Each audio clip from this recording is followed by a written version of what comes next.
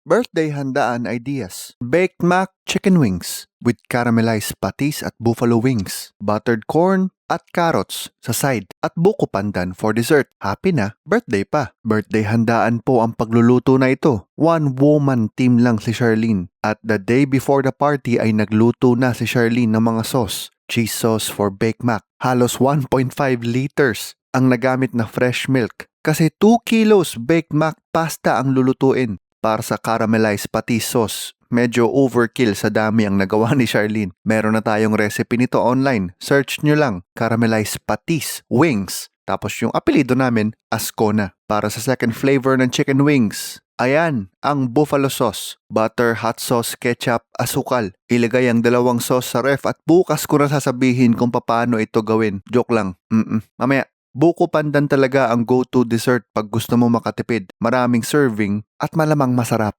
Ihanda natin ang chicken wings. Pwede gawin before or on the day ng handaan. Hiwain at paghiwalayin ang wings at drumette. Para sa breading, all-purpose flour, cornstarch, salt, and pepper. I-coat ang nokma at dust it off. Dust it off. Parang Taylor Swift ano. At i-deep fry hanggang maging kulay fried chicken o kulay turon.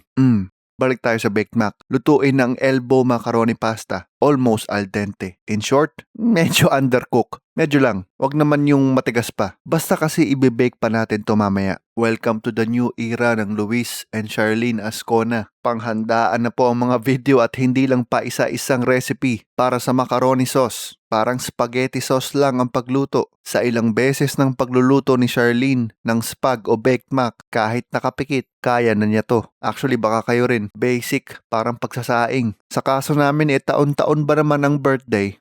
Gawin na nga lang nating once every 2 years. Diba? Hindi ka patatanda. Pero kayo, ano ang favorite nyong ihanda kapag birthday? At kapag naman gusto nyo ng mas detailed na baked macaroni video, search nyo lang, baked mac Ascona. Ganun lang. Nandun palagi ang apelido. Pero kahit ilang taon nang niluluto ni Charlene ito, pinipilit niya lutuin at least once a year para hindi niya makalimutan. Muscle memory ba? Ay siya, Avengers assemble na. Haluin ang pasta at sauce. Ilagay ang malapot na cheese sauce sa ibabaw at i-bake sa oven. Kung walang oven, pwede i-blowtorch para sa toasted cheese effect.